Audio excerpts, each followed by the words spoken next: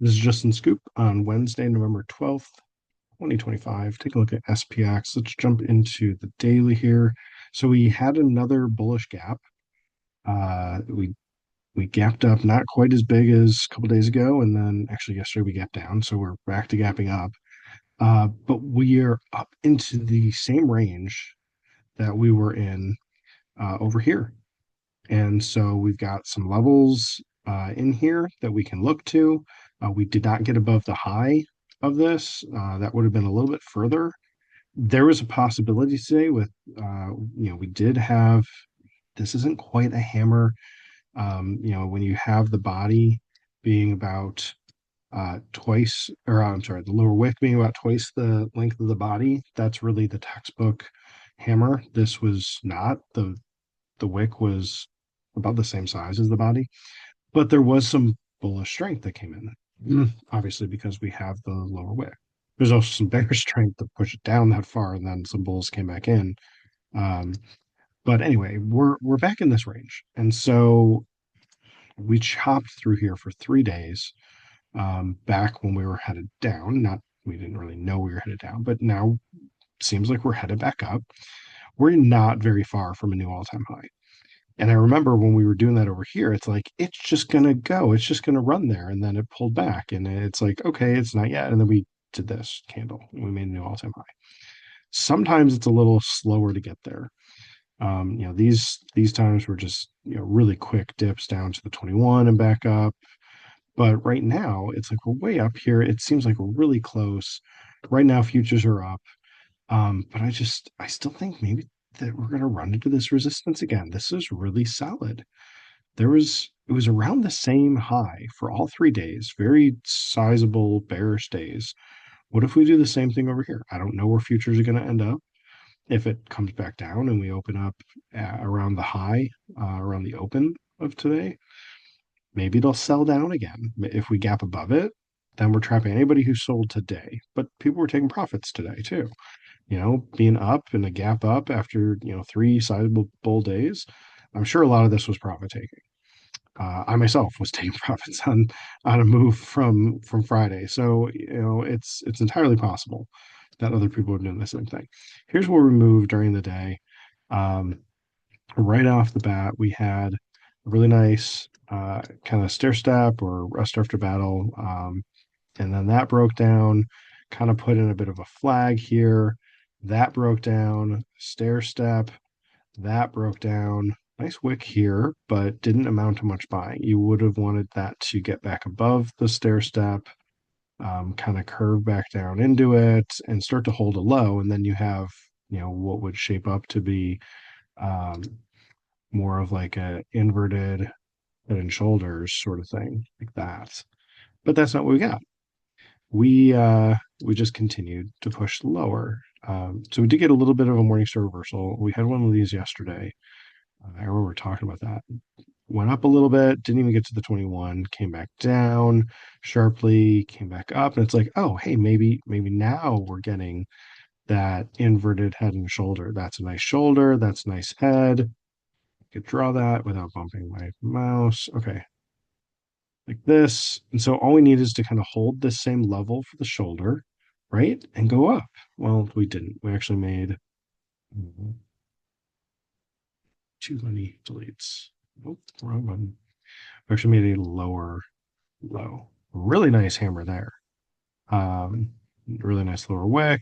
And then we start to get going. So all of a sudden now we've got more of a double bottom.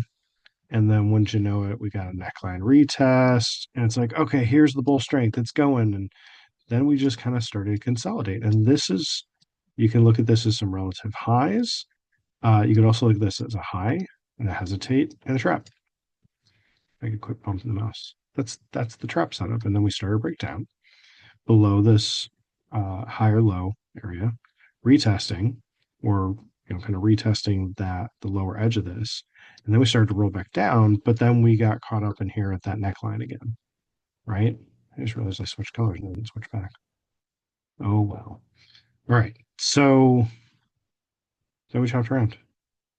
Made another double bottom here. It's like repeating double bottoms and just kind of retesting from this double bottom into this. So multiple double bottoms today, some consolidation here, setting up with a high hesitate trap, and not a huge amount of selling. Overall, let's do big picture overall and another color. What do we want to pick? Let's see blue. Okay, so we've got, I keep bumping my mouse.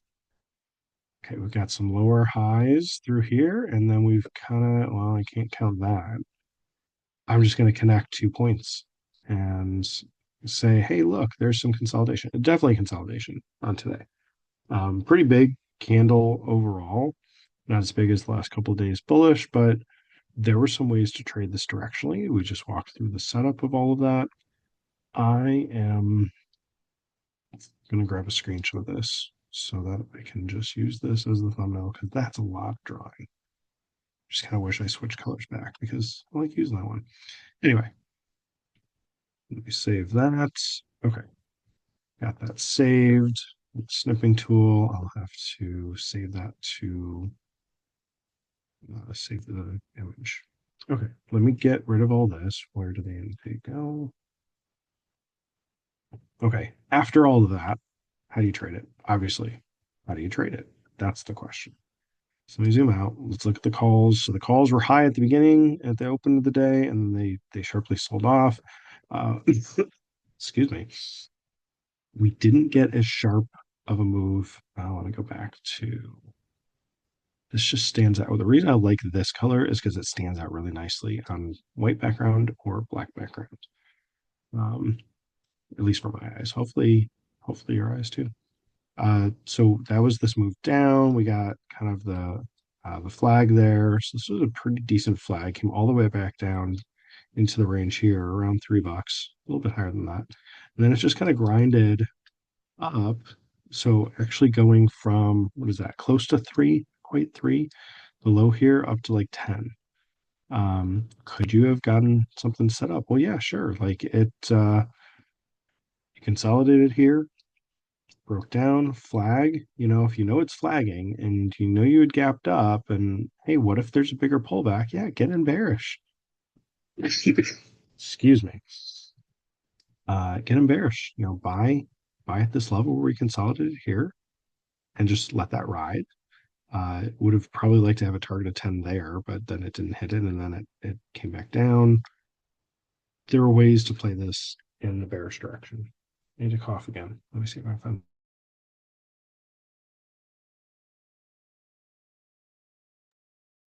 Okay. That was great cough to have on mute. All right, once we get the double bottom in here, looking for some bullishness. So I think that corresponded to this. Really don't see much of a neckline and a retail. Like it didn't get going at all on the call. This is the 68.75 call. Uh, I was just talking about the put. That was the 68.25 put. You can look at different calls, different puts. Probably a good idea when you're going back through some of these things and just kind of see how you could have played stuff. Let's see. Let's go back to the put. When this was consolidating here, like this, and then retesting there, we were kind of making a similar sort of kind of wedge here. Um, and on this option, it did give you some opportunities to buy for $1, and eventually it did actually let you flip it out around 2. So you could have gotten a double on this option. Not the best option. A little kind of far away. There were other options that you could have used. I'm going to leave the annotate on. Let's go $10 closer. And let's see if these lines line up with anything because I'm moving the setup to fit it. All right. Oh, look at that. Very similar. I didn't even think to do this ahead of time. Really similar levels on an option, $10 closer. Imagine that. Nice little wedge, kind of matches the wedge in SPX. This is the 68.35 put. It started to break out, retest, give you a level to buy, maybe 150, maybe 2. And then you could have flipped it out for three or four, even. It got up to four. So this one went from like two up to four. So this one's a nice double. All right, let's go a little closer. Let this shape can't be the same thing. Another 10 points in. All right, let's see if I can line it up about the same. I like having just like a little bit of margin before and after hours. All right, let's see. Okay, found it. There it is. I didn't move the magenta lines. They just show up about the same place on each of these options. So nice consolidation, kind of a wedge on its way down, starts to break out, retest. Okay, this one you're paying up a little bit more. Probably could have bought actually maybe three. The low was 285. Could have bought this for $3, stopped down at $2, so $100 risk, and that actually would have run past $7. So from three up to seven or three up to six, that's a double. That's really nice. All right. Can it keep working? Let's go 68.50 puts. It's gonna hold the same shape. I don't know. I do I'm pretty sure I know, but let's see how this goes. Okay, hey, look at that. Same wedge. All right. Same wedge starts to break out, retest. This one comes down into $4. Ooh, pretty close to four. What was the lower wick here? 4.1. Okay, so you're paying up a little bit more. Probably buying at 4.5. Stop down at 3.5 if you're doing $100 risk. The low over here was 3.8, so that's reasonable. And this, so we keep getting a little bit higher than this magenta line. And that's because we, every time we make a jump to go closer to at the money or in the money, um, it moves more quickly, it moves more substantially because your delta is higher. Um, and so you're just able to make more on the dollar move on the option when you're using a delta that's higher, that's bigger. So anyway, let's say buy at 450, right? Buy at 450, double that goes to 9, and that would have worked. The high over here was 11.5. So from 4.5 up to 9, a doubling of the option, just like the last one. Okay. Is it going to work in the money? What are we going to do? What are we going to see? This was in the money as it was happening. Going to line up the margins and see what happens. All right. So this one still works pretty nicely. Got a little bit of lower wick there, a little bit of upper wick there. Holds this pretty nice. So same lines. Almost didn't hit it here with these lows. The low here is a little above. Okay, this one pretty much hits it. This low is 8.2. It's kind of hard. We're getting wider on where we would really need a stop to be comfortable. Buying at 8 would not have worked. Buying at 9, you're almost stopped out at 8. Is that enough room? The low over here was 7.4. So, can you set it up to buy at 8.5 and a stop at 7.5? Well, you're above this low. So $100 risk is getting a much more difficult at this point. But if you end up being right, that's a big if because it's too easy to be off by, 50 cents on this one and it moves excuse me, it moves more than you're anticipating. Um, the best part about this is you could have, if you follow this edge and just get in on one of these bear candles, and you're buying at a low, you're buying at a high in SPX and a low over here, there's a chance that something would have worked out nicely. This low was 8.5, this one 8.2. I think that had you bought at 8.5, even if you bought at 9, it would have worked just because the low didn't quite get down to 8. Not to say that if your order, your stop wasn't out there, that didn't get hit, just nothing actually traded down there or nothing counted on the option chart that traded down there. Anyway, where's this one go? This one runs pretty far. Now this magenta line for the target is actually kind of a support over here once it gets through it. And then we're pushing higher to kind of the opening range of this wedge. So we're back up closer to like 17, 18, something like that.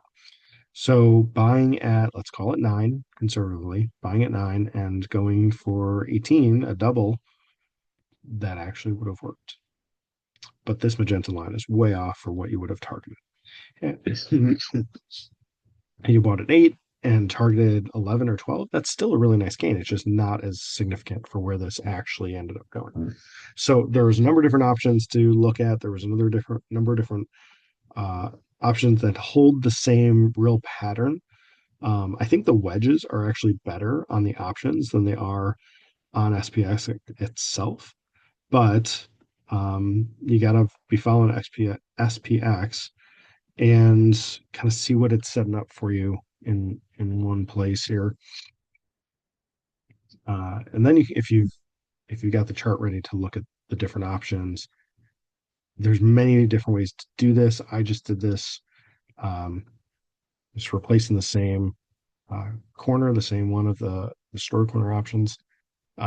Other ways I've done this in the past, I think this was last month I was prepping some stuff, is this chart. So this I'm looking at something from October 13th, and I'm mapping out a bunch of different options, calls on no, I did a bunch of puts. These are a bunch of different puts. I was looking at something. Sometimes I'll do calls on top, puts on the bottom. Um, but anyway, there's lots of different ways to look at uh, just how things are moving and comparing different options. So I hope this was helpful doing this right here and just using the same window and the same lineup. I kind of like that with the cursor. It's a little more complicated on the other one I just showed. But anyway, I'm going to go cough off Mike now. Hope this helps. This is Justin. Thanks.